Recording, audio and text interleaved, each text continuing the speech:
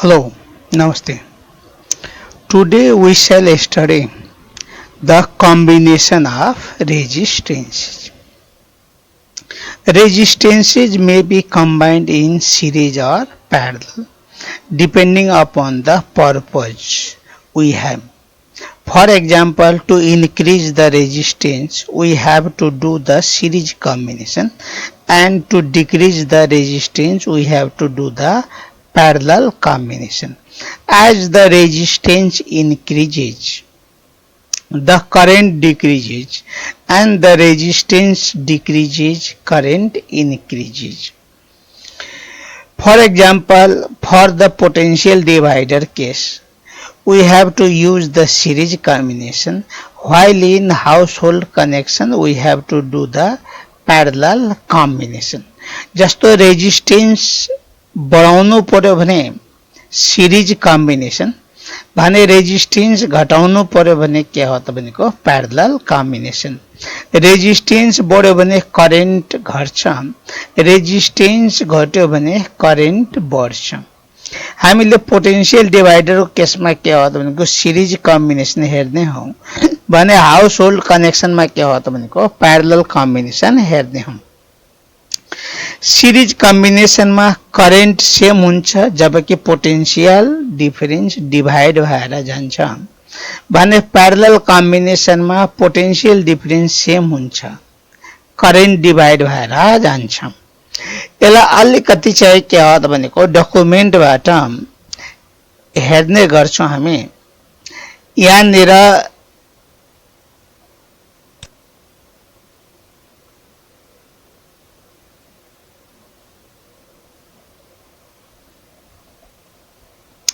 यहाँ हाम्रो टपिक छ combination of resistances. यहाँ के भनेछ भने the resistances are combined in two ways as following. पहिलोमा चाहिँ के हो त सिरिज कम्बिनेसन. भर्खर मैले भनेको थिएँ the resistances are in series combination if the same current flows through the resistances but the potential difference is different रे भने हैन. भने सिरिज कम्बिनेसनमा रेजिस्टेन्स हुँदाखेरि करेन्ट सेम भयो, पोटेन्शियल डिफरेन्स के भयो त भनेको डिफरेन्ट भयो हैन. यहाँ जस्तो के भन्छ भने let three resistances R1, R2 and R3 are combined in series with a battery of potential difference V as shown in figure 1 हैन. एकचोटि यहाँ फिगर 1 लाई हेरौं.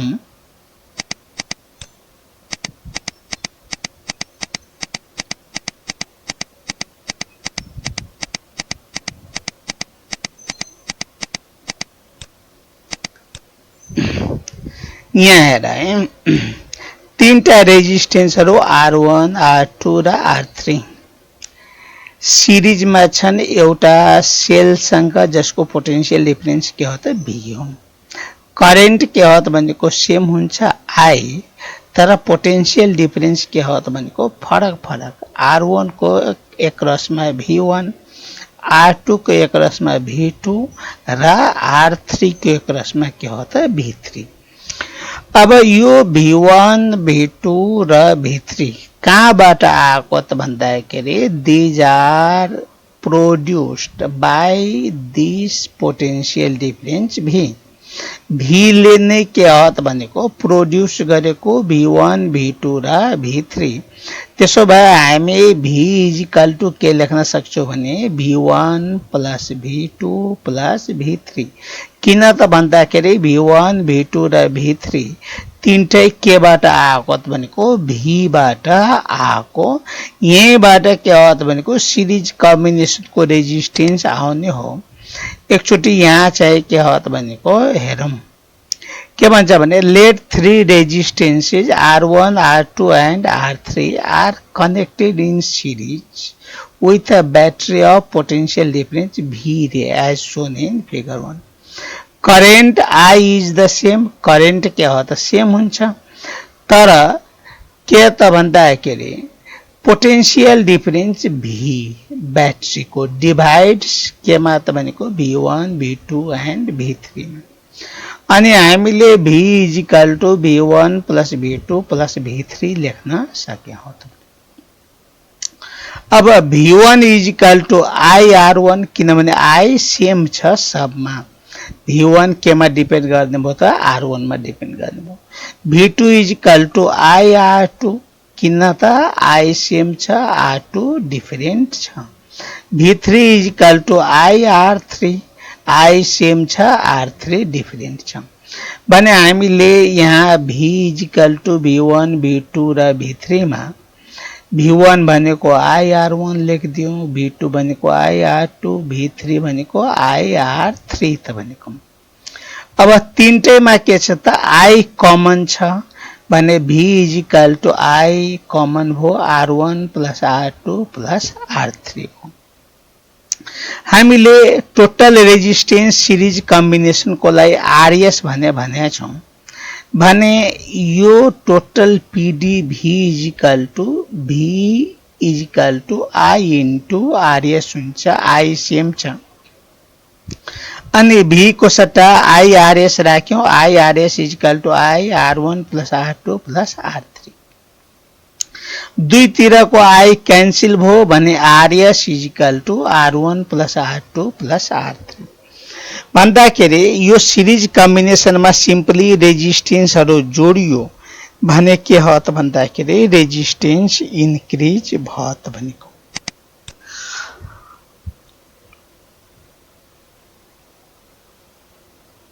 अब हेरौं यहाँनिर छ प्यारलल कम्बिनेसन।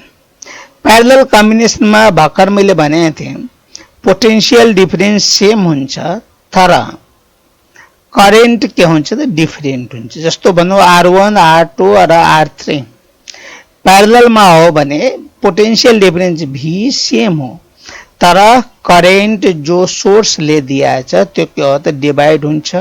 तीनटा रेजिस्टेन्समा फरक फरक करेन्ट जस्तो R1 मा I1, R2 मा I2 र R3 मा I3 हो अनि त्यो करेन्ट कहाँबाट त सोर्सबाट आएको भन्ने चाहिँ किन I is equal to I1 plus I2 plus I3। एकचोटी यो फिगरबाट हेरौं त भनेको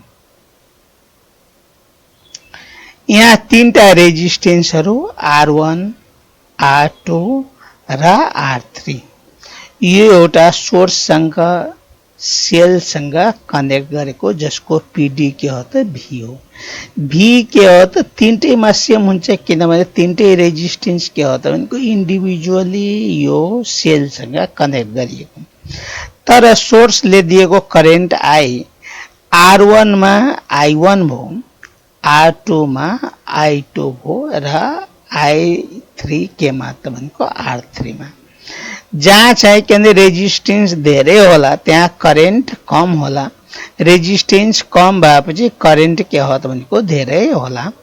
आखिर यो I1 I2 र I3 I बाट आ हुनाले I इजिकल टू के हो त I1 plus I2 plus I3। अब हामीले यहीबाट के हो त भनेको प्यारलल कम्बिनेसनको इफेक्टिभ रेजिस्टेन्स फाइन्ड आउट गर्न सक्ने हौं। अब I1 is equal to V upon R1, I भनेको V बाई R हुने भएको हुनाले I1 is equal to V by R1, V के हो त सबैको लागि सेम छ, R1 फरक छ त। I2 is equal to V by R2, V same छ, R2 डिफरेन्ट छ। I3 is equal to V by R3, V is the same but the R3 is different.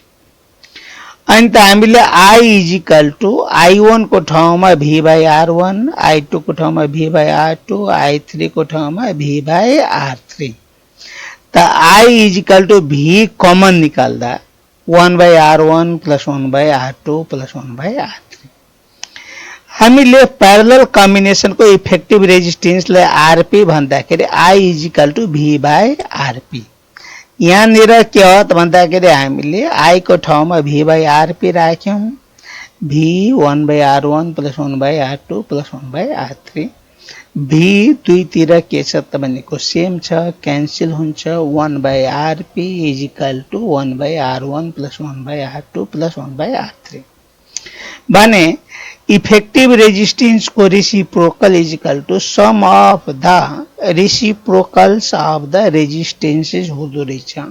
हामीले चेक गर्यो भने यो आरपी R1 R2 R3 भन्दा कम हुन्छ, या यो आरपी के हो त भनेको यो कम्बिनेसन को लिस्ट रेजिस्टेन्स भन्दा नि के हुने रहेछ त भनेको कम हुने रहेछ त भनेको हैन। भने प्यारलल कम्बिनेसन भन्ने चाहिँ के हो त रेजिस्टेन्स घटाउनको लागि हो। त्यही भएर हामीले के भनेछौँ भने in parallel combination the equivalent resistance decreases रे। भने सिरिज कम्बिनेसनमा रेजिस्टेन्स इन्क्रिज भयो, प्यारललमा डिक्रिज भयो। रेजिस्टेन्स बढाउनु पर्यो भने सिरिज कम्बिनेसन, रेजिस्टेन्स घटाउनु पर्यो भने प्यारलल कम्बिनेसन। इफिसिएन्ट के हो त भन्दाखेरि प्यारलल कम्बिनेसन हो, किनभने यसमा रेजिस्टेन्स के हो त भनेको घट्ने रहेछ। लेस इफिसिएन्ट भनेको के हो त भन्दाखेरि इफिसिएन्ट भनेको प्यारलल कम्बिनेसन र लिस्ट इफिसिएन्ट भनेको के हो त भनेको सिरिज कम्बिनेसन हो। आजलाई यति राख्ने। This much for today. Thank you.